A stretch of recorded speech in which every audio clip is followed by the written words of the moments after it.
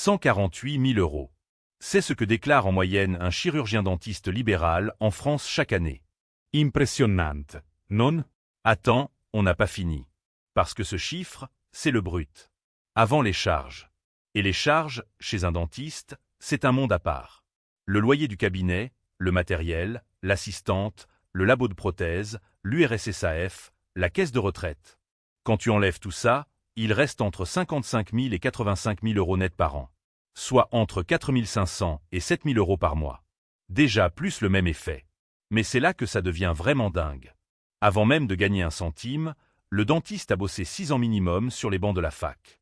Et quand il s'installe, il rachète souvent la patientèle du cabinet, entre 150 000 et 300 000 euros sortis de sa poche. Résultat, les 5 premières années sont souvent déficitaires. Il rembourse avant de gagner. Et la disparité, elle est brutale. Un dentiste dans un cabinet de groupe à Paris peut toucher 12 000 euros net par mois. Son confrère en zone rurale, lui, plafonne à 3 500 euros.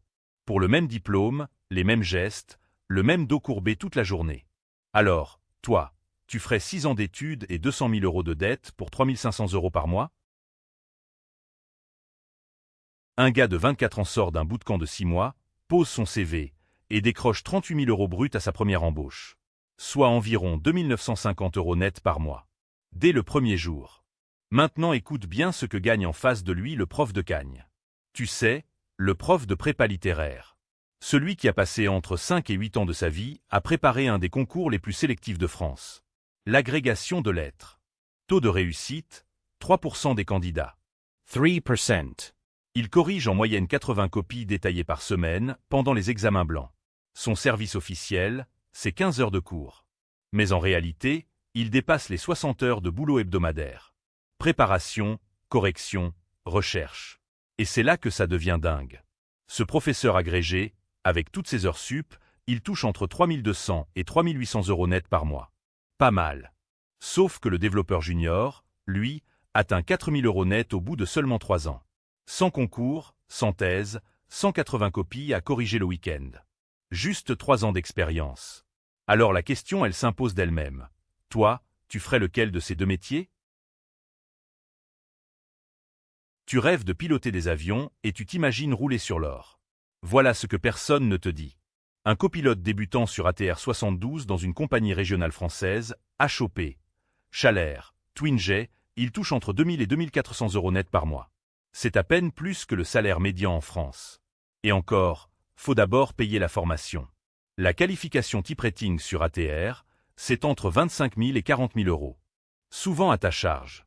Donc en début de carrière, t'as un brevet de pilote de ligne, un ATPL, et tu rembourses ton crédit formation comme un étudiant qui sort de l'école.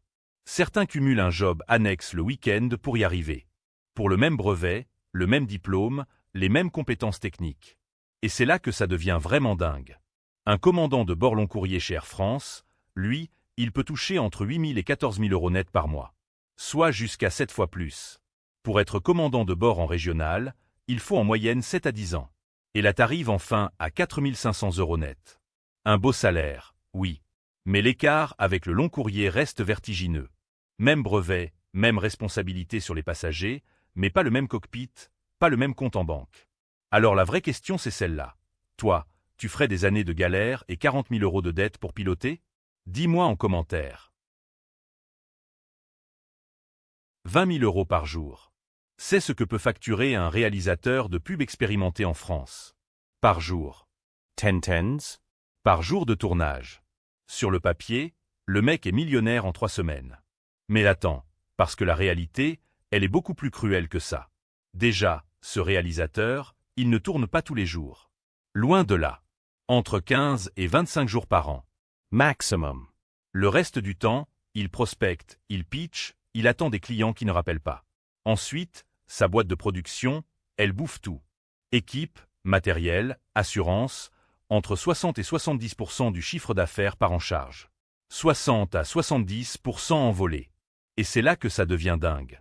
Après tout ça, son revenu net réel, il oscille entre 30 000 et 80 000 euros par an. Selon les années. Les mauvaises années, certains passent sous les 2 000 euros net par mois.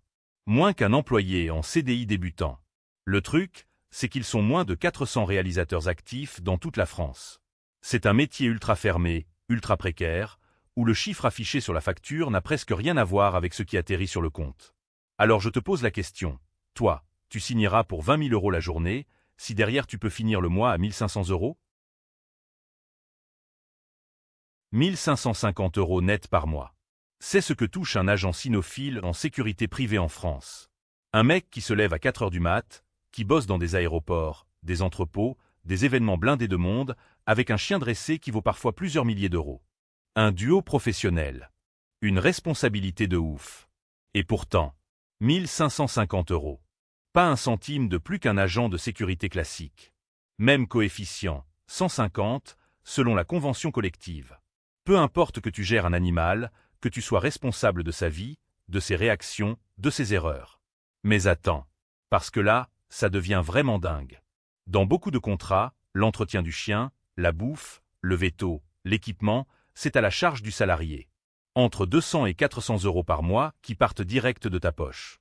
Sur un salaire de 1 550 €, tu peux te retrouver à bosser pour moins de 1 200 € réels. Et pour obtenir ce poste, t'as quand même dû te taper 105 heures de formation certifiante, le TFP agent cynophile de sécurité.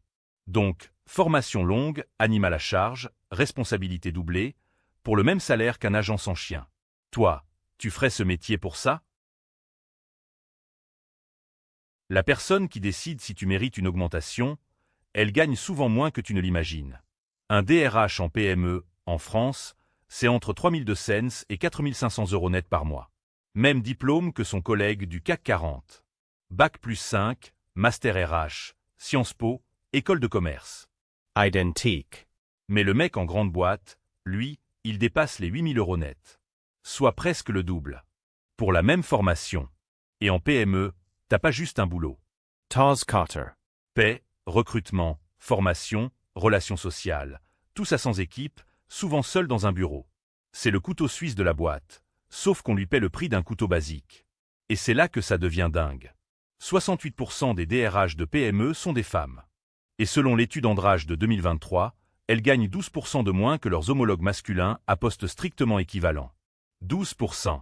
Chez la personne dont le métier, c'est justement de garantir l'équité salariale dans l'entreprise. C'est celui ou celle qui fixe les règles du jeu. Et qui joue avec des dépipés. Alors toi, tu ferais ce métier pour ça?